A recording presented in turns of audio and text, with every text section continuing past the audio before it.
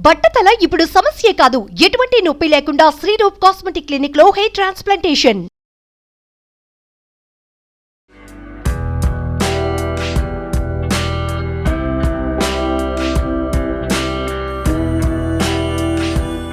Suman TV ప్రేక్షకులందరికీ నమస్కారం. ఎలా ఉన్నారు? అంతా బాగున్నారు అనుకుంటున్నాను. మేము ఎక్కడున్నామో ఈ పాటికి మీకు అర్థమైపోయి ఉంటుంది. కిచెన్ లో మన ఇద్దరం ఏం చేస్తున్నామా అది డౌట్ వస్తుంది అందరికీ కూడా. యాక్చువల్గా ఇదివరకు అక్క వంటలు బాగా చేసేది. సుమన్ టీవీతో జాయిన్ అయిన తర్వాతనే ఎప్పుడు వన్స్ అపాన్ ఏ టైం సింగిల్ తిప్పితే ఇప్పుడు అన్ని మర్చిపోయింది. అందులో భాగంగా ఈ రోజు మనం ఎగ్ బోండా మీ ఫేవరెట్.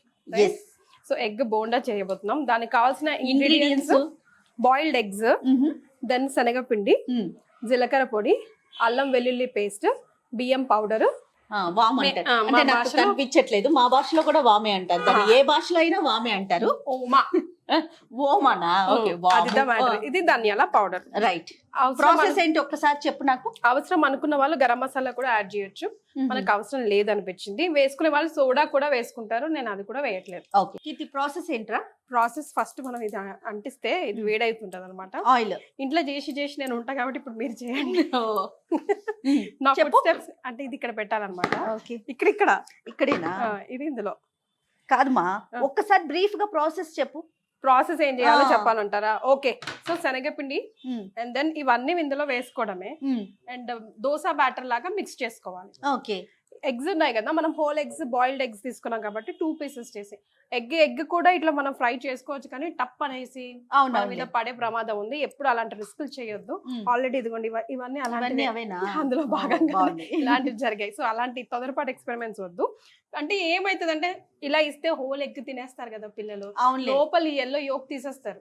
అలా అని అత్యాస పడితే ఇట్లా అయింది. సో ఇలా చేయకూడదు. మనం కట్ చేసుకొని ముందుగా బాయిల్ చేసుకుని ఉంచుకున్నాం ఎగ్స్ ని.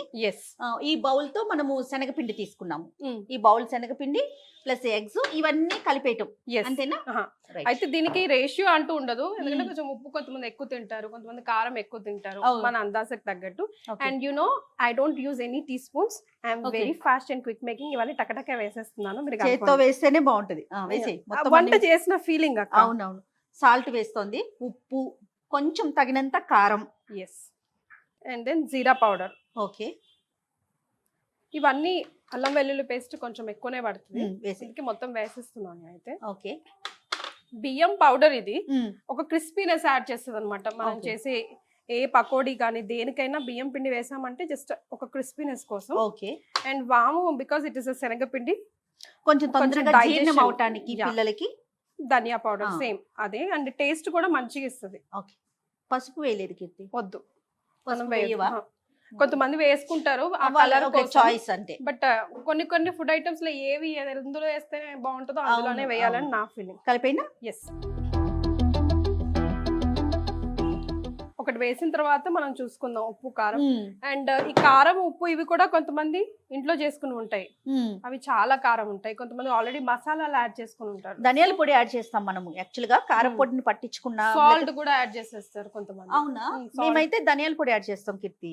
ఊరు నుంచి వస్తుంది కారపొడి, వచ్చిన దాంట్లో కొంచెం ధనియాల పొడి వేసేసుకుంటాం అనుకో, కారం తక్కువ ఉంటది. వాటర్ పోస్తాం.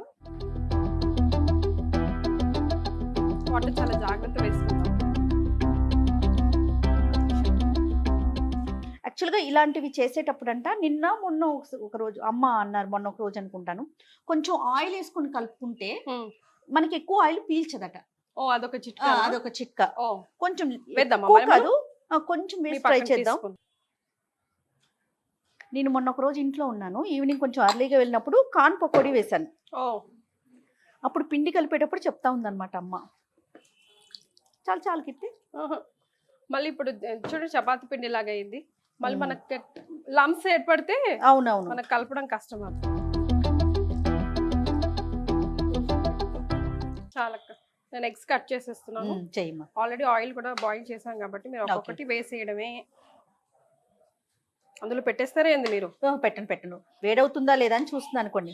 రమ్మగారి కిచెన్ చూస్తా ఉంటాం కదా, సో టిప్స్ అన్ని ఫాలో అవుతాం అన్నమాట. రమ్మగారు తిరిగిన చెయ్యి, అది మామూలు తిరిగిన చెయ్యి, మామూలుగా తిరగలేదు అసలు ఆవిడ. కేర్ఫుల్ వేయండి మీరు వేసేటప్పుడు కూడా. మొత్తం వేసేనా దీని మీద?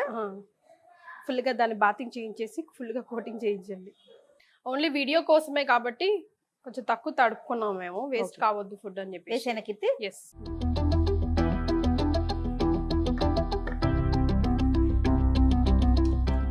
ఇలా అయితే ఈ చాలా మంది పిల్లలు ఈ ఎల్లో కలర్ అవాయిడ్ చేస్తారు కదా. చాలా మంది పిల్లలు ఎల్లో తిన్నారు కదా. హనీగాడి ఎల్లోనే తింటది, వైట్ తినదు. అవునా? పూర్తి విరుద్ధం అన్నమాట. అస్సలు తినను. పొరపాటున వెయిట్ కోసం మనం వెయిట్ లాస్ అవ్వాలనుకునే వాళ్ళని కూడా ఎల్లోని అవాయిడ్ చేస్తాం కదా. మరే అదేంటో మరి కొంచెం డిఫరెంట్ అన్నమాట. ఎల్లో మాత్రమే తింటది, వైట్ తిన్నంటది. మీరు స్పైసీ తక్కువ తింటారు కాబట్టి బహుశా దానికి అట్లా చప్పటి ఫుడ్ అలవాటు అయిపోయింది. కానీ 1 ఎల్లో తినొచ్చు అంట కీర్తి. నేను చాలా మంది డాక్టర్స్ తో మాట్లాడినప్పుడు కూడా 1 ఎగ్ కంప్లీట్ ఫుల్ ఎగ్ తినాలి అంతే. సింపుల్ గా చాలా ఫాస్ట్ క్విక్ రెసిపీ కదా. ఎస్. మనం దీనికోసం కూడా సంద చివరిలో ఉన్న బోనా లాంటి దగ్గరికి వెళ్ళిపోతూ ఉంటాం చేసుకునే బద్దకిచ్చి. టైం మెయిన్ టైం ఫ్యాక్టర్ కదా కీర్తి. టైం ఉంటే ఏదైనా చెయ్యొచ్చు. సో ఒక చిట్కా తెలిసింది మనకు అనుకోకుండా. శనగపిండిలోనే కొంచెం 2-3 డ్రాప్స్ ఆఫ్ ఆయిల్ వేస్తే కనుక ఆయిల్ ఎక్కువగా 1 స్పూన్ వేసుకోవచ్చు అంట కీర్తి.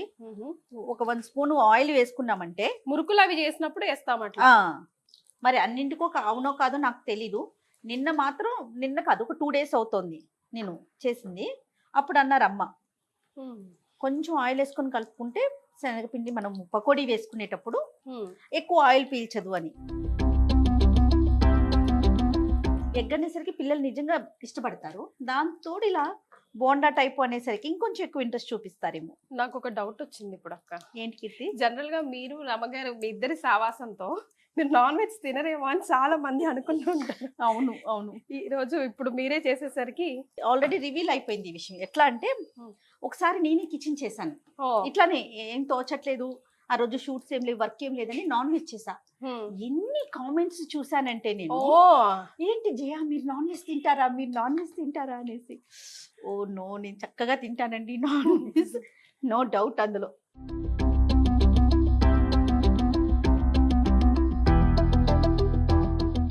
కిట్ అయిపోయినరా? ఇది మనం ఫస్ట్ వేసాం కదా, ఒక్కొక్కటి అయిన చూసారా ఇప్పుడు టప్ అంటుంది. అప్పటికి కట్ చేసినా కూడా అమ్మో, పిల్లలతో చాలా జాగ్రత్త అండి. స్టవ్ దగ్గరికి రానియద్దు, ఎందుకంటే ఎగ్ ముఖ్యంగా అది టప్ లాడుతుంది. పాపం వాళ్ళకి తెలియదు కదా. కృషిగా ఒకసారి వాళ్ళకి ఎక్సైట్మెంట్ వేస్తానే వేసింది కరెక్ట్ అదే టైం మొత్తం. అసలు ఇక్కడ అంతా పిల్లకి అమ్మో చాలా సెన్సిటివ్ గా ఉంటారు, చాలా జాగ్రత్తగా ఉండాలి. ఆయిల్ కూడా నిజంగా పట్టలేదు చూడండి అక్క. అవును కీర్తి. కొంచెం కొత్తిమీరతో, మళ్ళీ ధనియాల పౌడర్, జీలకర్ర పౌడర్ అండ్ చాట్ మసాలాతో సర్వింగ్ ప్లేట్ పైన మనం గార్నిష్ చేసుకుంటే ఓకే, యమ్మీ వేడి. అంటే ఇప్పుడు మనం బయట కొనుక్కున్నా కూడా మేబీ 50 rupees కి 3-4 ఇస్తాడేమో అక్క ప్లేట్. మేబీ. బట్ చూడండి, ఇన్ని ఎగ్స్ తో మనం 5 eggs తో 10 బోండాలు చేసేసాం. That too fully organic. Yes. దీనికి డిప్ చేసుకోవడానికి ఏమైనా కావాలా? పిల్లలు టమాటా సాస్ కానీ మయోస్ కానీ ఇష్టపడతారు కదా, ఇంకా వాళ్ళ ఇష్టమే ఆప్షన్. ఓకే, మనకి పచ్చిమిర్చి, ఆనియన్స్ అవి మన టేస్ట్. ఇప్పుడు పిల్లలు ఎవరు అవి తింటున్నారా? ఇప్పుడు నువ్వు అన్నట్టుగా మయోనీస్, టమాటో సాసులు, చిల్లీ సాసులు ఇవి కదా, మరే ట్రెండ్ మారిపోలే. పిల్లలు మళ్ళా నచ్చరు. వేడిగా ఉండడం, బాయిల్డ్ ఎగ్స్ పెట్టుకుంటే, పిండి రెడీ పెట్టుకుంటే వాళ్ళు రాగానే చేసి రైట్. సో ఇలా తయారయ్యాయండి మా కిచెన్ లోని బోండాలు. వీటిని మేము నీట్ గా డెకరేషన్ ఇట్లో పెట్టి మీకు చూపిస్తాం. ఓకే. యమ్మీ బాగా చూస్తుంటేనే నోరు ఊరుతుంది. ఇందా నుంచి మన కెమెరామెన్ గణేష్ చెప్తున్నాడు, మేడం నాకు ఎగ్ ఆకలేస్తుందని. సో గణి, నువ్వు ఫాస్ట్ గా తీసుకుంటే ఈ ఎగ్ నోట్లో పడిపోద్ది, నీ ఎగ్ ఆకలి తీరిపోద్ది. ఫస్ట్ మనం టేస్ట్ చూద్దాం కీర్తి. మీరు చేయాలి, నేను చూడాలి. మీరు నాకు షేర్ చేద్దాం అనుకుంటున్నారేమో. అమ్మాయి నాకు సగమే వస్తుంది, నేను మొత్తం తింటా.